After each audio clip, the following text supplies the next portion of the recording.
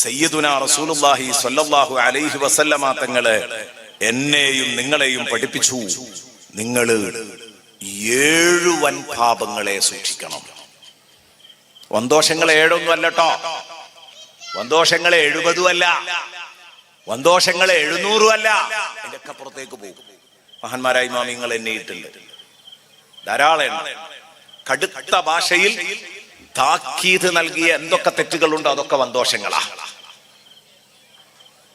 അല്ലെങ്കിൽ ഈ വന്തോഷം ചെറുദോഷം എന്ന് പറഞ്ഞ് ദോഷത്തെ ചെറുതാക്കാൻ നിൽക്കരുത് എന്നാണ് ഒരു മഹാൻ പറഞ്ഞത്. കിതാബുൽ കബായിറിൽ പറഞ്ഞത് കാണാം. വന്തോഷം ചെറുദോഷം എന്ന് പറഞ്ഞ് ദോഷങ്ങളെ ചെറുദോഷോ വന്തോഷോ എന്നല്ല, ഈ പാപം, ഞാൻ ചെയ്യുന്ന പാപം എത്ര ചെറുതാണ് വലുതാണെന്നല്ല നോക്കേണ്ടത്. ചെറുതാണെങ്കിലും വലുതാണെങ്കിലും ഇതിലൂടെ ധിക്കരിക്കപ്പെടുന്നവൻ എത്ര വലിയവനാണ് എന്നാ ചിന്തിക്കേണ്ടത്. അതാണ് ശരി. പക്ഷെ ഇത് പറയുന്നത് വന്തോഷം വളരെ കടുപ്പാണല്ലോ. ആ വന്തോഷങ്ങളിൽ മൂബിക്കാത്ത് എന്ന് ലിസ്റ്റ് ചെയ്ത 7 തിന്മകളുണ്ട്. മൂബിക്കാത്ത് എന്ന് പറഞ്ഞാൽ എന്താ? മനുഷ്യനെ കൊല്ലുന്ന പാപം. മൂബിക്കാത്ത് മുഹ്ലിക്കാത്ത്, മനുഷ്യനെ കൊന്നുകളയുന്നത്, മനുഷ്യനെ നശിപ്പിച്ചു കളയുന്നത്. ഒന്നും കൂടെ പറഞ്ഞാൽ, നല്ല മലയാളത്തിൽ പറഞ്ഞാൽ മാരകമായ 7 പാപങ്ങൾ. മാരകമായ മനുഷ്യനെ കൊന്നുകളയുന്ന 7 പാപങ്ങളുണ്ട്. മുത്തുനബി പറഞ്ഞു, ഇജ്തനിബുസ് സബ്അൽ മൂബിഖാത്ത്. 7 മഹാപാപങ്ങൾ, ഗുരുതരമായ മാരകമായ മനുഷ്യനെ കൊല്ലുന്ന 7 പാപങ്ങളെ നിങ്ങൾ സമ്പൂർണമായി ഒഴിവാക്കണം. ഖീല മാ ഹുന്ന യാ റസൂലല്ലാഹ്. ഉടനെ തന്നെ സ്വഹാബത്ത് ചോദിക്കുന്നു, ഏതാണ് നബിയേ ആ 7 പാപങ്ങള്? ഞാനത് വിശാലായിട്ട് പറയല്ലോ, വെറുതെ ഇങ്ങനെ എണ്ണിപ്പോകാനാണ്. നമ്മളെ ജീവിതത്തിൽ ഈ 7 എണ്ണം തന്നെ ഏതെങ്കിലുമൊക്കെ ഉണ്ടെങ്കിൽ പിന്നെ നമ്മളെ കാര്യം മഹാ കഷ്ടാന്നൊന്ന് മനസ്സിലാക്കാൻ വേണ്ടിയിട്ട്. ഏതാണ് 7? മുത്തുനബി പറഞ്ഞു, 1 അശ്ശിർകു ബില്ലാഹ്. അള്ളാഹുവിനോട് മറ്റൊരു സാധനത്തെ പങ്കുചേർക്കലാണ്. അള്ളാഹു റബ്ബുൽ ഇസ്സത്തിനോടൊപ്പം മറ്റൊരാരാധ്യനെ പങ്കു ചേർക്കുക. അള്ളാഹു അല്ലാത്തവർക്ക് ഇബാദത്ത് ചെയ്യാം. ശിർക്ക് പറയേണ്ടതില്ല. കാരണം അൽഹംദുലില്ലാഹ് നമ്മൾ അതിൽ നിന്ന് രക്ഷപ്പെട്ടിട്ടുണ്ട്. നമ്മൾ ലാ ഇലാഹ ഇല്ലല്ലാഹ് മുഹമ്മദുർ റസൂലുള്ളാഹ് എന്ന് പറയുന്നവരാണ്. പിന്നെ ചിലരുണ്ട്, അവരുടെ തൗഹീദ് തുമ്മിയ തെറിക്കുന്ന മൂക്ക. ഒന്നാ തുമ്മുമ്പോത്തിന് മൂക്ക് തെറിച്ചു പോകുന്നില്ലല്ലോ. അങ്ങനെ ഉള്ളവരുണ്ട്. തൗഹീദ് പെട്ടെന്ന് പൊട്ടിപ്പോകുന്നവര്. ലാ ഇലാഹ ഇല്ലല്ലാഹ് എന്താന്ന് ശരിക്കും മനസ്സിലാക്കാത്തവർക്ക് ലാ ഇലാഹ ഇല്ലല്ലാഹയുടെ പൂർണ്ണരൂപമായ മഹാന്മാരോടുള്ള ബഹുമാനവും അവരോടുള്ള ആദരവും അതിനെയും കൂടെ നിഷിദ്ധമാക്കുന്ന ഒരു ടീമുണ്ട്. അത് ഇസ്ലാം പഠിപ്പിച്ചതിനെതിരാണ്. അതിൽ നമ്മൾ ബേജാറാകേണ്ടതില്ല. സയ്യിദുനാ റസൂലുള്ളാഹി സ്വല്ലല്ലാഹു അലൈഹി വസല്ലമ തങ്ങൾ ഒരു ദിവസം പറഞ്ഞു, അവസാന നാളിൽ ഒരു കാലം വരാനുണ്ട്. ഖുർആൻ ഇങ്ങനെ പറഞ്ഞു നടക്കും. ഖുർആന്റെ ആയത്തുകൾ ഇങ്ങനെ ഓതും. ഖുർആൻ ക്ലാസുകൾ ഇങ്ങനെ എടുക്കും. ഹത്താ യുറാ ബഹ്ജതുഹു അലൈഹി. ആ ഖുർആന്റെ എല്ലാ ഗാംഭീര്യവും അയാളുടെ അടുത്ത് കാണാൻ പറ്റും. എന്ന് പറഞ്ഞാൽ ഖുർആന്റെ മൊത്തം കുത്തക ഇയാൾക്കാണോ എന്ന് തോന്നും. ആ കോലത്ത് ഖുർആനും സുന്നത്തും ഇങ്ങനെ പറഞ്ഞു നടക്കും. പക്ഷെ ആ മനുഷ്യന് വളരെ ലോ ലെവലിലാ ഉള്ളത്.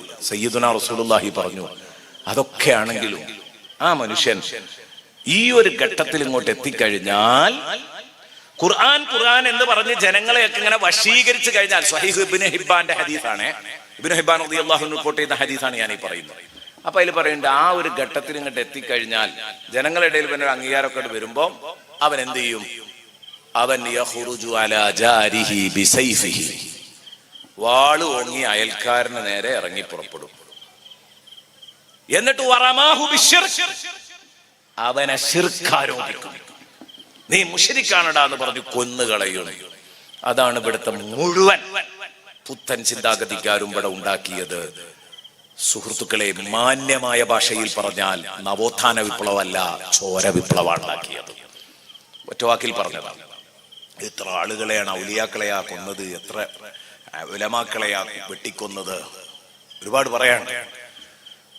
ഞാൻ എന്റെ വിഷയം എന്റെ കൂട്ടുകാരോട് ഞാൻ പറയുന്നത്, റസൂലുള്ളാഹി സ്വല്ലല്ലാഹു അലൈഹി വസല്ലം തങ്ങള് ഇതങ്ങ് പറഞ്ഞപ്പോ സഹാബത്ത് ഉടനെ തന്നെ ചോദിച്ചു, നബിയെ, മൂമിനീങ്ങളെ പറ്റി ശിർക്ക് ആരോപിക്കേ, മൂമിനീങ്ങൾ മുശ്രിക്കാന്ന് പറയാം. ആ പറയും, അങ്ങനെ ഒരു കാലം വരുന്നുണ്ട് എന്ന് നബി പറഞ്ഞു. അതാ നമ്മൾ ഈ കാണുന്നത്.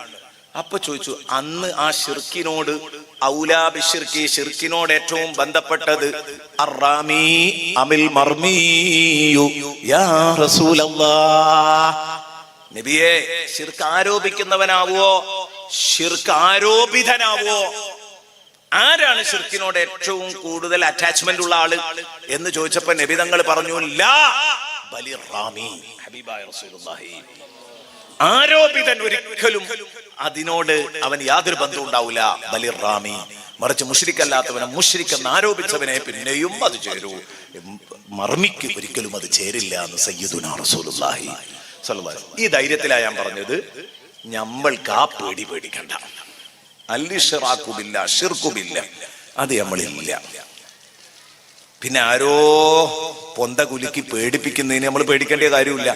നമ്മളെ സംബന്ധിച്ചിടത്തോളം അല്ലാഹു തആല എനിക്കും ഇങ്ങക്കും തന്നത് നല്ല ഈമാനിക ബോധം തന്നിട്ടുണ്ട്.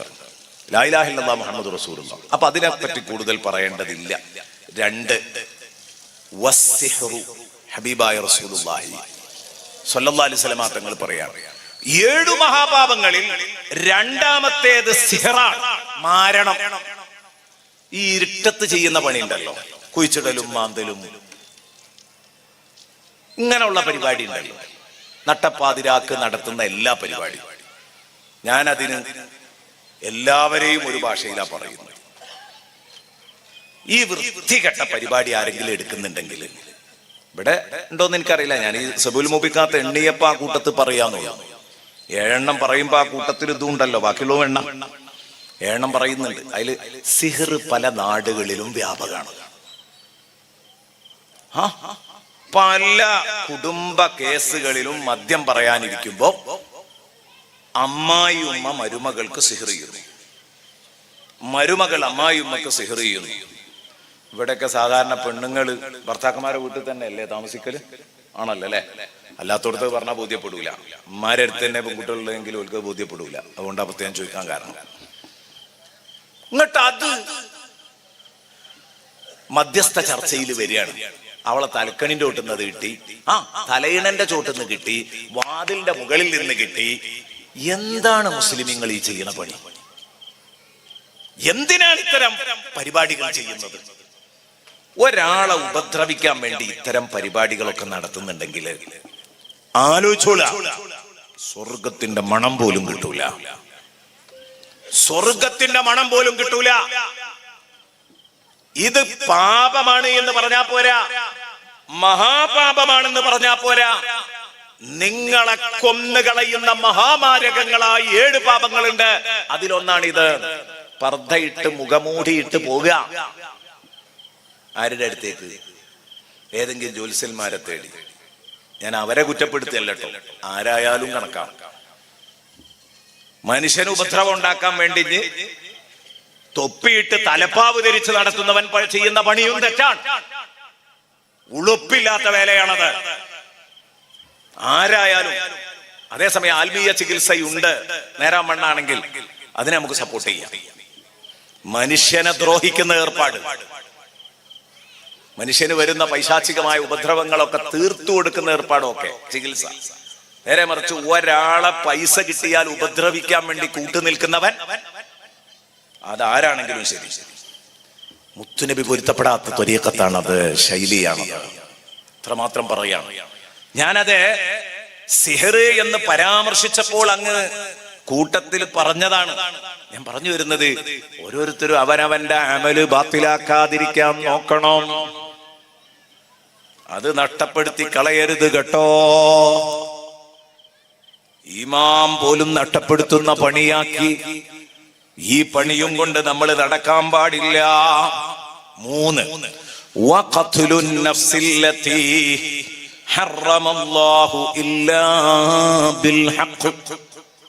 വഖത്ലുൻ നഫ്സില്ലതി ഹറമല്ലാഹു ഇല്ലാ ബിൽ ഹഖ്. അന്യായമായി അള്ളാഹു നിഷിദ്ധമാക്കിയ ജീവനെ കൊന്നുകളയൽ മഹാപാപമാണ്. 7 മഹാപാപങ്ങളിൽ ഒന്നാണ്. നമുക്ക് അവിടെയാണ്ട് സ്കിപ്പ് ചെയ്തൂടെ? കൂടുതൽ കൂടണ്ടല്ലോ അങ്ങനെ തോന്നുന്നുണ്ടോ ആർക്കെങ്കിലും? കാരണം ഞാൻ ഉറച്ചു പറയുന്നു, എനിക്ക് ഉറപ്പ് പറയാൻ കഴിയും, ഈ സദസ്സിലുള്ള ഒരൊറ്റ കുട്ടി ഒരു മനുഷ്യനെ കൊന്നിട്ടുണ്ടാവില്ല. ഈ സദസ്സിലുള്ള ഒരാളും ആരും കൊന്നിട്ടില്ല എന്ന് ഞാൻ പറഞ്ഞാൽ ആ പറഞ്ഞത് ശരിയല്ലേ? ശരിയാണ്. അപ്പൊ പിന്നെ അവിടെ ഉസ്താദെ കൂടുതൽ ചർച്ച വേണ്ടല്ലോ, അങ്ങനെ അങ്ങോട്ട് പോയിക്കൂടാ. അള്ളാഹുവിന്റെ റസൂൽ സല്ലല്ലാഹു അലൈഹി വസല്ലം തങ്ങളോട് വന്നിട്ട് ഒരാൾ ചോദിച്ചു, ഏറ്റവും വലിയ പാപം എന്താണ്? മുത്തുനബി പറഞ്ഞു,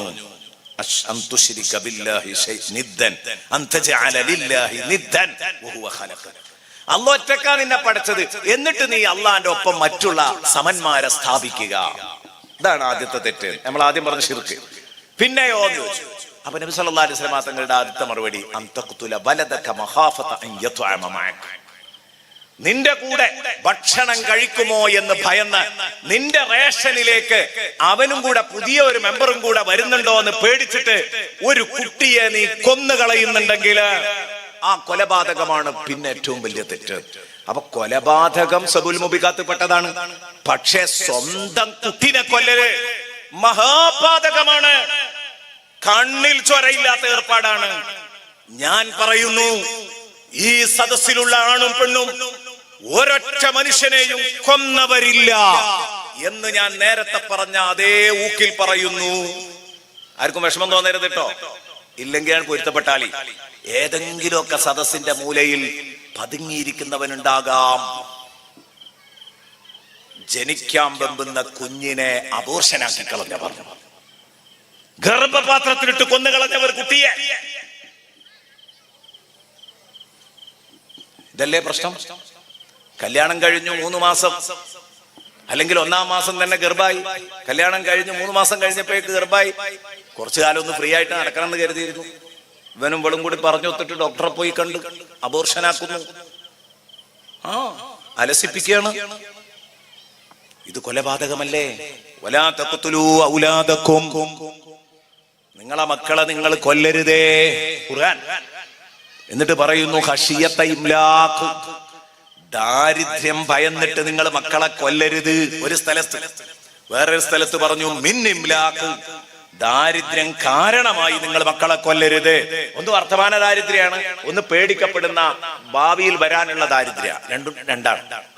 അതുകൊണ്ടാണ് അതിന്റെ ശേഷം പറഞ്ഞ വാക്കും മാറ്റമുണ്ട്. ഖശിയത ഇംലാഖ് എന്ന് പറഞ്ഞപ്പം അല്ലാഹ് പറഞ്ഞത് എന്താ? നഹ്നു നർസുഖുഹും വഇയ്യാകും, അവർക്കും നിങ്ങൾക്കും ഭക്ഷണം തരുന്നത് നമ്മളാണ്. അതേസമയം മിൻ ഇംലാഖ് എന്ന് പറഞ്ഞപ്പോൾ അല്ലാഹ് പറഞ്ഞത് നഹ്നു നർസുഖുകും വഇയ്യാഹും എന്നാണ്. നിങ്ങൾക്കും അവർക്കും ഭക്ഷണം നൽകുന്നത് നമ്മളാണ്. തിരിച്ചു മറിച്ചുക പറഞ്ഞത്. കാരണം എന്താ? ഒരു സെറ്റപ്പുള്ള ശമ്പളവും വരുമാനവും ഒക്കെ ഉള്ള ആളോട് ആദ്യം തന്നെ നിനക്ക് ഭക്ഷണം തരുന്നത് നമ്മളാന്ന് പറഞ്ഞാൽ ഇപ്പം പറയാം അത് ആ ശമ്പളം ഇല്ലെങ്കിൽ കാണായിരുന്നു പറയുമ്പോൾ. അപ്പൊ അത് വേണ്ടെന്ന് വിചാരിച്ചിട്ട് അല്ലാഹു തആല എന്ത് ചെയ്തു? ഒന്ന് ഒതുക്കി. ആ മക്കൾക്ക് നമ്മളാ ഭക്ഷണം കൊടുക്കണത്. പിന്നെ നിങ്ങൾക്ക് തോന്നും നിങ്ങളാണ്. അല്ല, നിങ്ങളതും നമ്മൾ തന്നെയാണ്. അത് രണ്ടാമതേ പറയുന്നു. നേരെ മറിച്ച് വർത്തമാന ദാരിദ്ര്യമുള്ളവനോട് പ്രഥമ സ്റ്റെപ്പിൽ തന്നെ പറയാം, നഹ്നു നർസുഖുക്കും. എനക്കെന്താ പ്രശ്നം? 3 കുട്ടികളും നിന്റെ ശമ്പളവും ഭാര്യയും സുഖമായിട്ട് ജീവിച്ച് അങ്ങനെ പോകുന്നുണ്ടില്ലേ? നിന്റെ കാൽക്കുലേഷൻ അനുസരിച്ച് അതെന്നെ നടന്നു പോകാൻ പാടില്ലല്ലോ. നിന്റെ കണക്കൂട്ടലനുസരിച്ച് ഇല്ല. പിന്നെ എങ്ങനെയാ നടക്കുന്നത്? അതെന്തോ ഒരു കുതിരത്തിന് ഇങ്ങനെ നടക്കുന്നത്. ആ കുതിരത്തിന് ഇതാണ് നടക്കുന്ന പറയുന്നത്. ഈ പേടിക്കണ്ട. എന്നിട്ട് അല്ലാഹ് പറഞ്ഞു, ഇന്ന ഖത്ലഹും കാന ഖിത്അൻ കബീറാ, മക്കളെ കൊല്ലുക എന്നുള്ളത് മഹാപാതകമാകുന്നു. കണ്ടോ? ഇന്ന ഖത്ലഹും കാന ഖിത്അൻ കബീറാ, മക്കളെ കൊല്ലല്, വേറെ ഒരു അന്യ ആളെ കൊല്ലുക എന്നുള്ളത് മഹാപാപാണ്. പക്ഷെ അതുപോലെയല്ല മക്കളെ കൊല്ലല്. ചോര മണക്കുന്ന കുട്ടികളെ കൊല്ലുക എന്ന് പറഞ്ഞാല് എന്തെല്ലാം കണ്ടുകൊണ്ടിരിക്കുന്നത്. ഇതൊരു ഭാഗം. അത് പിന്നെ ജനിച്ചിട്ടില്ലല്ലോ ഒക്കെ ന്യായമൊക്കെ പറയാണ്ടാവും. ജനിച്ചതിന് ശേഷം ഉമ്മാരെത്ര കൊണ്ടേ കൊല്ലണു, വാപ്പാരെത്ര കൊല്ലണ്. ദിവസവും വാർത്തയിൽ വായിക്കല്ലേ നിങ്ങള്, ഉമ്മയും ബാപ്പയും മക്കളെ കൊല്ലണു. കാലം മോശമാകുകയാണ്. ഇത്തരം ഘട്ടങ്ങളിലാണ് വിശുദ്ധ ഖുർആൻ പറയുന്നത്, വഇദൽ മൗഊദതു സുഇലത് ബിഅയ്യി ദംബിൻ ഖുതിലത്. വിശുദ്ധ ഖുർആനിൽ സൂറത്തു തക്വീറിലാണെന്നാണ് എന്റെ ഓർമ്മ. സൂറത്തു തക്വീറിൽ അല്ലാഹ് പറഞ്ഞില്ലേ, ജീവനോടെ കുഴിച്ചുമൂടലായിരുന്നു അന്ന് കുട്ടികളെ, അപമാനം ഭയന്നിട്ട് പെൺകുട്ടികളെ. അപ്പം ജീവനോടെ കുഴിച്ചു മൂടുന്ന കൊച്ചു ബാലികമാരോട്, ആ പറഞ്ഞതിന്റെ അർത്ഥം ചെറുപ്പത്തിൽ മാതാപിതാക്കളാൽ ബലി കഴിക്കപ്പെട്ട കൊന്നുകളഞ്ഞ മക്കളില്ലേ, ആ മക്കളോട് ചോദിക്കും, ബിഅയ്യി ദംബിൻ ഖുതിലത്, ബിഅയ്യി ദംബിൻ ഖുതിലത്, എന്ത് തെറ്റ് കാരണമായിട്ടാണ് മോളെ നീ കൊല്ലപ്പെട്ടത്? എന്തിനാണ് ആ കൊച്ചു ബാലിക, എട്ടും പൊട്ടും തിരിയാത്ത കൊച്ചു ബാലിക, ആ കുട്ടിയുടെ വാപ്പയോട് ഒരു ദ്രോഹവും ചെയ്തിട്ടില്ല, പിന്നെ എന്തിനു കൊന്നു? ഇല്ല പടച്ചോനെ, തീർത്തും അന്യായമായിട്ടാണ് ഞാൻ കൊല്ലപ്പെട്ടത് എന്നാ കുട്ടി പറയും. സത്യത്തിൽ കൊന്നവനോടല്ലേ ചോദിക്കേണ്ടത്, എടാ ആ ചെറിയ പൈതല് നിന്നോട് എന്ത് തെറ്റാ ചെയ്തത്? അല്ല, ഖുർആൻ പറയുന്നു, വൈദൽ മൗഊദതു സുഇലത്, കൊല്ലപ്പെട്ട കുഞ്ഞിനോടാ ചോദിക്കുന്നത്, ബിഅയ്യി ദംബിൻ ഖുതിലത്, എന്തു തെറ്റ് കാരണമായിട്ടാണ് മോള് കൊല ചെയ്യപ്പെട്ടത്? എന്തേ കാരണം? വേട്ടക്കാരനോട് ചോദിച്ചാൽ എന്തെങ്കിലുമൊക്കെ ന്യായം പറയാനുണ്ടാകും.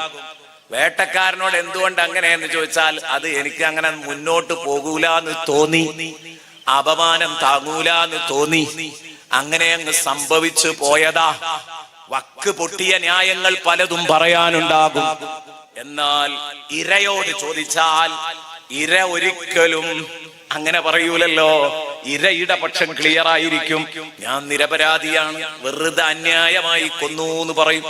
അപ്പൊ അള്ളാഹു വേട്ടക്കാരന്റെ പക്ഷത്ത് നിൽക്കില്ല, ഇരയുടെ പക്ഷത്ത് നിന്ന് ചോദ്യം ചെയ്യും അള്ളാഹു. വഇദൽ മൗഊദതു സുഇലത് ബിഅയ്യി ദംബിൻ ഖുതിലത്. ഞാൻ പറയുന്നു എന്റെ പ്രിയപ്പെട്ട സുഹൃത്തുക്കളോട്, ഈ പുതിയ കുഴിച്ചുമൂടലിന്റെ ഒരു പുതിയ വേർഷനാണ് സത്യത്തിൽ ഈ ഗർഭപാത്രത്തിൽ നടക്കുന്ന അബോർഷൻ പരിപാടികൾ. അരുത് അരുത്, അല്ലാഹു പൊരുത്തപ്പെടാത്ത പണിയാണ് കേട്ടോ. ആരുടെയെങ്കിലും ജീവിതത്തിൽ അബദ്ധവശാൽ വന്നുപോയെങ്കിൽ ഉസ്താദേ ഇതിന്റെ ഗൗരവം ഇത്ര ആലോചിച്ചില്ല. ഞാൻ ഇങ്ങനെ പറയാൻ കാരണം, ഞാൻ പല സദസ്സിലും പറഞ്ഞപ്പം പിന്നെ എന്നെ വിളിച്ച് കരഞ്ഞ് പറഞ്ഞ ആണുങ്ങളും പെണ്ണുങ്ങളും ഉണ്ട്. ഉസ്താദേ അങ്ങനെ ഒരു അബദ്ധം പറ്റിപ്പോയി, ഇനി എന്താ മാർഗം? പടച്ചോൻ പൊറുക്കും. 100 ആളെ കൊന്നവർക്കും തൗബ പഠിപ്പിച്ച പടച്ചോൻ തന്നെയാണ്. മുത്തുനബിയുടെ ആ മതം തന്നെയാണ് നമ്മൾ ഈ പറയുന്നത്. നിങ്ങൾ രാത്രി എഴുന്നേൽക്കണം, തഹജ്ജുദ് നിസ്കരിച്ചിട്ട് പൊട്ടിക്കരഞ്ഞ് പറയ്, റബ്ബ് നിങ്ങൾക്ക് പുറത്തു തരട്ടെ, ആമീൻ എന്ന് ദുആ ചെയ്യുകയാണ്. അബദ്ധവശാൽ സംഭവിച്ചു പോയവരുണ്ടാകും, നിങ്ങളുടെ മുമ്പിൽ നിങ്ങൾക്ക് പരിഹാരമുണ്ട്.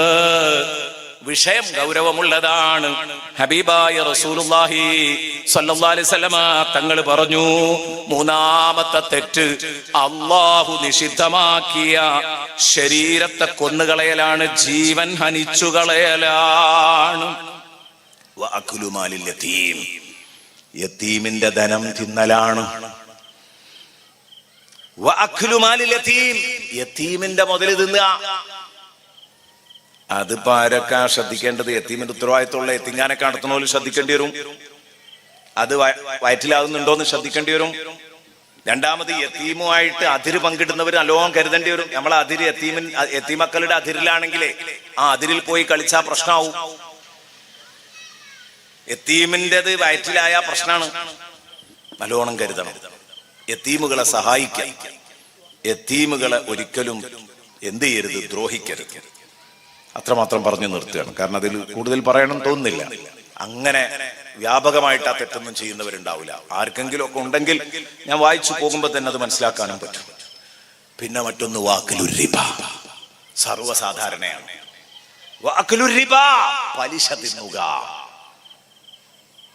പലിശയായിട്ടുള്ള ഇടപാട് മുസ്ലിമീങ്ങൾക്ക് നിഷിദ്ധമാക്കിയതാ, ഉണ്ടാവരുത്. റസൂലുള്ളാഹി പറഞ്ഞു, അവസാന കാലം വരുമ്പോ പലിശയുടെ പുകയെങ്കിലും ആസ്വദിക്കാത്ത ഒരാളുണ്ടാവില്ല. ഇന്ന് എത്ര ശരിയാണത് അല്ലെ? ഇന്ന് എത്ര ശരിയാണത്? എത്ര സൂക്ഷിച്ച് ജീവിച്ചാലും പലിശന്റെ പുക തട്ടാത്ത ആളുകൾ ഉണ്ടാവില്ല എന്ന് റസൂലുള്ളാഹി ഒരു ഹദീസ് പറയുന്നുണ്ട്. അത് എത്ര ശരിയാണ് എന്ന് ആലോചിച്ച് നോക്ക് ഇന്നത്തെ കാലത്ത്. കാരണം എല്ലാവർക്കും, കാരണം ഗവൺമെന്റ് തന്നെ നിർബന്ധിക്കുകയാണ്. എല്ലാ സംഗതികളിലും പലിശയായിട്ട് ഇടപെടാനും നമ്മൾ ഇടപെടാൻ നിർബന്ധിതരായി പോകുന്ന പല സംഗതികളുണ്ട്.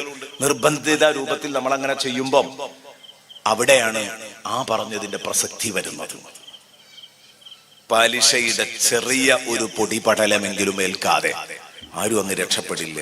ഏതായാലും മനഃപൂർവം പലിശയിൽ നിറഞ്ഞാടുന്ന ആളുകളുണ്ട്. അതിലെന്തായാലും പെട്ടുപോകരുത്. സുബ്ഹാനല്ലാഹ്, സുബ്ഹാനല്ലാഹ്. മുത്തുനബി സല്ലല്ലാഹു അലൈഹി വസല്ലം തങ്ങൾ പറഞ്ഞു, സ്വന്തം മാതാവിനോടൊപ്പം ലൈംഗിക ബന്ധത്തിൽ ഏർപ്പെടുന്നതിനേക്കാൾ മോശമാണ് പലിശയായിട്ട് ബന്ധപ്പെടുന്നത്. ഹദീസിലുള്ളതാണ്. സുബ്ഹാനല്ലാഹ്, സുബ്ഹാന മൻ ജല്ല ജലാലു. അതൊക്കെ നമ്മൾ ചെറുതായി കാണാണ്. അപ്പൊ അതുകൊണ്ട് പലിശ ഇടപാടുകളിൽ നിന്ന് മാറി നിൽക്കാൻ ശ്രമിക്കണം. ആ ചർച്ചയിലേക്ക് കടന്നാൽ നീണ്ടുപോകുന്ന എനിക്ക് തോന്നുന്നത്. ഒരുപാട് കാര്യങ്ങൾ പറയാനുണ്ട്, സമയം ദീർഘിച്ചു പോകും. മാത്രമല്ല എനിക്ക് വണ്ടിയുടെ പ്രശ്നമുണ്ട്. 10:30 നിർത്തി 10:45 ദുആ കഴിഞ്ഞില്ലെങ്കിൽ 11 മണിക്ക് ഇവിടുന്ന് കൃത്യം ഇറങ്ങണം എന്ന് പറഞ്ഞിട്ടുണ്ട്. അല്ലെങ്കിൽ വണ്ടി കിട്ടൂല. വണ്ടി കിട്ടാതിരുന്നാൽ എനിക്ക് നാളെ ക്ലാസ്, എൻ്റെ ദർസൊക്കെ മുടങ്ങിപ്പോകും. അപ്പൊ ദർസിന് തിരിച്ച് മലപ്പുറത്തേക്ക് തന്നെ എത്തണം. അപ്പൊ അതുകൊണ്ട് വേഗം പറഞ്ഞു പോകാം. പിന്നെ പറഞ്ഞു ആറാമത്തെ തെറ്റ് അതും ഇന്ന് തീരെ പ്രസക്തിയില്ലാത്തൊരു കാര്യമാണ്. കാരണം ഇന്നത് നിലവിലില്ലാത്തതുകൊണ്ട് നമ്മൾ അതിൽ ബേജാറാകണ്ട. അതായത് മുസ്ലിങ്ങളും ശത്രുക്കളും തമ്മിൽ സമരത്തിൽ ഏർപ്പെടുമ്പം സമരം ശരിക്കിങ്ങനെ അതിന്റെ ശക്തി പ്രാപിച്ചു നിൽക്കുമ്പം, സമരം അതിന്റെ എല്ലാ ചൂടിലും ഇങ്ങനെ നിൽക്കുമ്പോൾ അവിടെ വെച്ച് മുസ്ലിം ഉമ്മത്തിനെ ഇട്ടേച്ച് പിന്തിരിഞ്ഞോടുക. സമരം ശക്തമാകുമ്പോൾ അണിയിൽ നിന്ന് പിന്മാറുക, മുസ്ലിം അണിയിൽ നിന്ന് പിന്മാറുക. അത് വലിയ തെറ്റാ, ഉറപ്പല്ലേ? അത് മുസ്ലിം ഉമ്മത്തിനെ കുരുതി കൊടുക്കല മൊത്തത്തിൽ. അപ്പൊ അതുണ്ടാവാൻ പാടില്ല. അതും ചുരുക്കി പറയാം. നമ്മൾ ഒരു പ്രാദേശിക ലെവലിലൊന്നും കൂടുതൽ ചർച്ച ചെയ്യേണ്ടി വരില്ല. അതേസമയം മൊത്തത്തിൽ അന്താരാഷ്ട്ര തലത്തിൽ അതിനൊക്കെ ചർച്ചക്ക് പ്രാധാന്യം ഉണ്ടാവും. പാവപ്പെട്ട മുസ്ലിമീങ്ങളെ ചുട്ടുകൊല്ലുമ്പോൾ അതിലൊന്നും ഇടപെടാതെ ഇങ്ങനെ നോക്കുകുത്തികളായിട്ട് നിൽക്കണവരുണ്ടാവും. അവിടെയൊക്കെ ചർച്ചക്ക് പ്രാധാന്യം ഉണ്ടാവും. പക്ഷേ ഞാൻ പറഞ്ഞു വരുന്നത് ഇവിടെ അത് കഴിഞ്ഞതിന്റെ ശേഷം 7ാമത്തെ ഒരു പാപം പറഞ്ഞു. അതും നമ്മളിൽ പലരും സർവ്വസാധാരണയായി ചെയ്തുകൊണ്ടിരിക്കുന്നതാ. എന്താണത്? വഖദ്ഫുൽ മുഹ്സനാത്തിൽ ഗാഫിലാത്തിൽ മുഅ്മിനാത്ത്. പാവപ്പെട്ട വിശ്വാസികളായ വിഷയ ചിന്തയില്ലാത്ത, ലൈംഗിക ചിന്തകളൊന്നുമില്ലാത്ത പാവപ്പെട്ട പതിവൃതകളായ സഹോദരിമാരെ പറ്റി വ്യഭിചാരാരോപണം ഉന്നയിക്കുക. പുരുഷന്മാരെ പറ്റിയാവട്ടെ സ്ത്രീകളെ പറ്റിയാവട്ടെ വ്യഭിചാരാരോപണം ഉന്നയിക്കുന്നത് 7 മാരകമായ പാപങ്ങളിൽ 7ാമത്തെ പാപമാണ്. ഈ പറഞ്ഞതിന്റെ ഗൗരവം നിങ്ങൾക്ക് മനസ്സിലായോ സുഹൃത്തുക്കളെ? വ്യഭിചാരം വന്തോഷാണ്, അല്ലേ? വ്യഭിചാരം വന്തോഷാണ്, ഒരു തർക്കമില്ല. ചെറുദോഷമല്ല വ്യഭിചാരം, വന്തോഷാണ്. പക്ഷേ 7 മഹാപാപങ്ങൾ എണ്ണിയ കൂട്ടത്തിൽ ഏതില്ല? വ്യഭിചാരല്ല. 7 മഹാപാപങ്ങൾ എണ്ണിയപ്പം മാരകമായ സബഉൽ മൂബിഖാത്ത് എണ്ണിയപ്പോ അവിടെ വ്യഭിചാരല്ല. ഏതാ ഉള്ളത്? വ്യഭിചാര ആരോപണാണുള്ളത്. അപ്പൊ എത്രയായിരിക്കും അതിന്റെ കടുപ്പം? ഒന്നാലോചിച്ച് നോക്കൂ. അതില് വലിയ വിഷയണ്ടേ. വ്യഭിചരിച്ചാൽ അത് ഓനും പടച്ചോനുമായിട്ടൊക്കെ തീർക്കാൻ പറ്റുന്ന ഒരു ഇടപാടാണ്. സംഗതി മോശാണ്, വൃത്തികേടാണ്, മഹാതെറ്റാണ്. അതിലൊരു തർക്കവുമില്ല. വലാ തഖറബു സിന ഇന്നഹു കാന ഫാഹിശതൻ വസാഅ സബീല. വൃത്തികെട്ട ഏർപ്പാടാണ്, അയ്യേ എന്ന് പറയേണ്ട ഏർപ്പാടാണ് വ്യഭിചാരം. അതിന്റെ തൊട്ടടുത്തേക്ക് പോലും പോകരുത് എന്ന് ഖുർആൻ പറഞ്ഞു. ശരിയാ. പക്ഷേ അത് വന്തോഷങ്ങൾ എണ്ണിയപ്പോ അല്ല, 7 വന്തോഷങ്ങൾ എണ്ണിയപ്പോ, വന്തോഷങ്ങൾ എണ്ണിയപ്പോ എന്ന് പറയരുത് കേട്ടോ, തെറ്റാ. 7 വന്തോഷങ്ങളുടെ കൂട്ടത്തിലുള്ളത് ഏതാണ്? ഖദ്ഫാണ്, വ്യഭിചാരാരോപണമാണ്. ഇനി വ്യഭിചരിച്ചവനെ 100 അടി അടിക്കണം എന്ന് പറഞ്ഞു. വ്യഭിചരിച്ചവനെ 100 അടി അടിക്കണം, ഒരു കൊല്ലം നാട് കടത്തണം എന്നൊക്കെ അങ്ങനെയൊക്കെ നമ്മൾ കേട്ടിട്ടുണ്ട് അല്ലേ? എറിഞ്ഞു കൊല്ലണം എന്ന് കേട്ടോലും ഉണ്ടോ? കണ്ട്. പക്ഷെ ഈ 100 അടി അടിക്കുക, ഒരു കൊല്ലം നാട് കടത്തുക എന്ന് പറയുമ്പോ അപ്പുറത്ത് വ്യഭിചാര ആരോപണം പറഞ്ഞവനോ 80 അടി കൊടുക്കണം എന്നാ. 20 എണ്ണത്തിന്റെ കുറവുള്ളൂ. അവൻ വ്യഭിചരിച്ചതോ? ഇല്ല, അവൻ ശുദ്ധനാണ് ആളെ. പക്ഷെ വേറൊരാളുടെ അഭിമാനത്തിന് ക്ഷതമേൽപ്പിച്ചു എന്നാ. ഇവൻ വ്യഭിചരിച്ചു എന്ന് പറഞ്ഞ കക്ഷി ചിലപ്പോൾ വ്യഭിചരിച്ചിട്ടുണ്ടാവും, എന്നാലും പറയാൻ പറ്റില്ല. 4 ദൃക്സാക്ഷികളില്ലാതെ പച്ചയായ കണ്ണുകൊണ്ട് 4 ആള് കണ്ടാലല്ലാതെ ഒരാണും പെണ്ണും വ്യഭിചരിച്ചു എന്ന് പറയാൻ പാടില്ല. പറഞ്ഞാൽ അവനെ മുക്കാലിയിൽ കെട്ടി 80 അടി അടിക്കണം. ഖുർആന്റെ കൽപ്പനയാണ്. ഫജ്രിദൂഹും 80 ജൽദ. വെറുതെ പറഞ്ഞതല്ല, കുറച്ച് കടുപ്പത്തിലാണ് ഖുർആൻ അതിൽ ഇടപെട്ടത്. ഇതേക്കുറിച്ച് ഒരു സെമിനാറിൽ പ്രസംഗിച്ചു കൊണ്ടിരിക്കുകയായിരുന്നു ഒരിക്കൽ. ഞാനല്ല പ്രസംഗിക്കുന്നത്, ഞാനല്ല കേട്ടോ, ഞാൻ അവിടെ ഉണ്ട്, ഞാൻ മോഡറേറ്ററാണ് ആ സെമിനാറിന്റെ. സെമിനാറിൽ വിഷയം അവതരിപ്പിച്ച് വിവിധ ആളുകൾ അവതരിപ്പിച്ചുകൊണ്ടിരിക്കുന്നു. അന്ന് വിവാദത്തിലിരിക്കുന്ന വലിയൊരു വ്യഭിചാരാരോപണവും കോലിളക്കവും ഒക്കെ നാട്ടിലുണ്ട്. അപ്പൊ സ്വാഭാവികമായിട്ട് രാഷ്ട്രീയ പാർട്ടിക്കാരങ്ങനെയാണല്ലോ, അങ്ങോട്ടും ഇങ്ങോട്ടും ഇങ്ങനെ ചളി എറിഞ്ഞുകൊണ്ടിരിക്കും.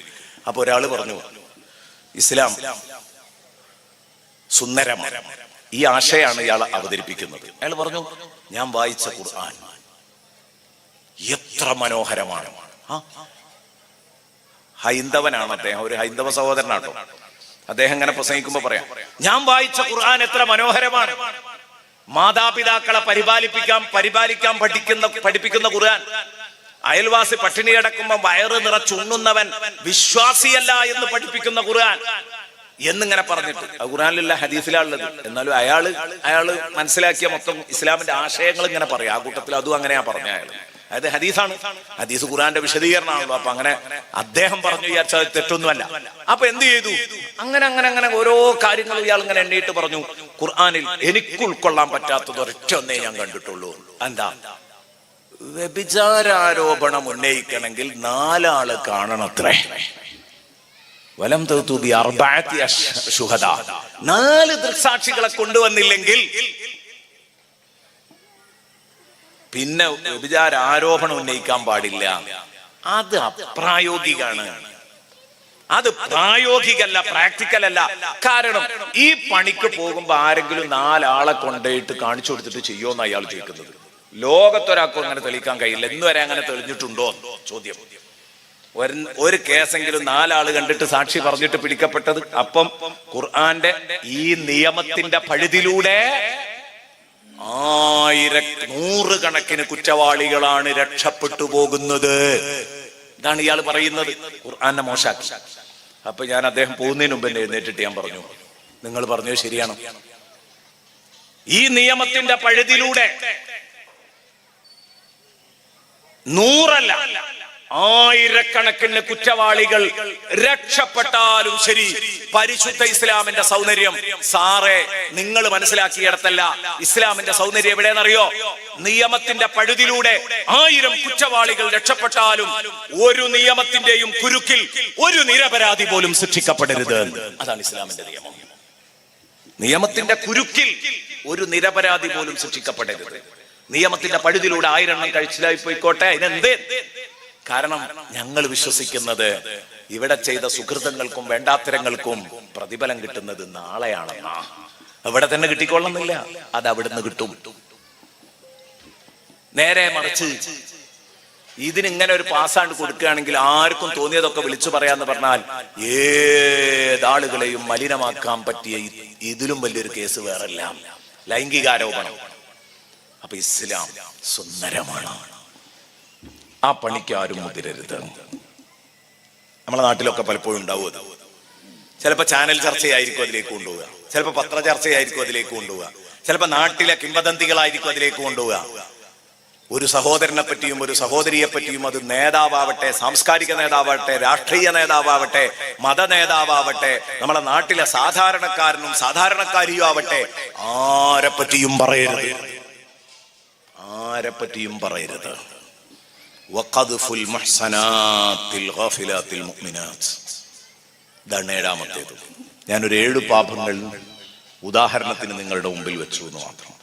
അങ്ങനെ മനസ്സ് ശുദ്ധിയാവണം. പിന്നീട് വദക്കറ സ്മ റബ്ബി, നല്ലത് മാത്രം പറയണം. അർത്ഥം ഞാൻ ആദ്യം പറഞ്ഞല്ലോ, വിശദീകരിക്കുമ്പോൾ ഇനി എത്ര പറഞ്ഞാൽ മതി. ഖൈറ് മാത്രം പറയണം. അതാണ് വദക്കറ സ്മ റബ്ബി എന്ന് പറഞ്ഞത്. അള്ളാഹനെ അടയാളപ്പെടുത്തുന്ന വാക്കുകൾ മാത്രമേ പറയാവൂ. അപ്പൊ നാവ് കൊണ്ട് പറയുന്നതൊക്കെ ഖൈറായിരിക്കണം. മൻ കാന യുഅ്മിനു ബില്ലാഹി വൽ യൗമിൽ ആഖിരി ഫല്യഖുൽ ഖൈറാ ഔ ലിയസ്മുത്. ഹബീബായ റസൂലുള്ളാഹി നബി സല്ലല്ലാഹു അലൈഹി വസല്ലം തങ്ങൾ പറഞ്ഞു, അല്ലാഹുവിലും അന്ത്യദിനത്തിലും വിശ്വസിക്കുന്നവർ നല്ലത് മാത്രമേ പറയാവൂ. പറഞ്ഞാൽ കൂലി കിട്ടുന്നതേ പറയാവൂ. അപ്പോൾ ദിക്ർ ചൊല്ലണം, സ്വലാത്ത് ചൊല്ലണം, ഇൽമ് പറയണം, ഇൽമ് പഠിപ്പിക്കണം, ഇൽമ് പഠിക്കണം. നാട്ടുകാർ രണ്ടാള് തെറ്റി നിൽക്കുന്നുണ്ടെങ്കിൽ അവരുടെ ഇടയിൽ മസ്ലഹത്ത് ഉണ്ടാകാൻ മധ്യസ്ഥം വഹിച്ച് ചർച്ച ചെയ്യണം. മസ്ലഹത്ത് ചർച്ചയിൽ പങ്കെടുക്കണം. ഒക്കെ വലിയ കൂലിയുള്ള കാര്യമാണ്. നല്ല കാര്യങ്ങൾ കൂട്ടുകാരോട് ഉപദേശിക്കണം. ഉമ്മ മക്കൾക്ക്, അതുപോലെ തന്നെ വല്ലിമ്മ പേരമക്കൾക്ക്, വല്ലിപ്പ പേരമക്കൾക്ക്, ഉപ്പ മക്കളോട്, കൂട്ടുകാരൻ കൂട്ടുകാരനോട്, കൂട്ടുകാരി കൂട്ടുകാരിയോട് ഒക്കെ അങ്ങോട്ടും ഇങ്ങോട്ടും ഏതാണ് ഉണ്ടാവേണ്ടത്? നസീഹത്താണ് ഉണ്ടാവേണ്ടത്, ഗുണകാംക്ഷ. അതെല്ലാരും നടത്തുക. ഖൈറ് മാത്രം, ഖൈറുള്ള വർത്തമാനങ്ങൾ മാത്രം പറയുക.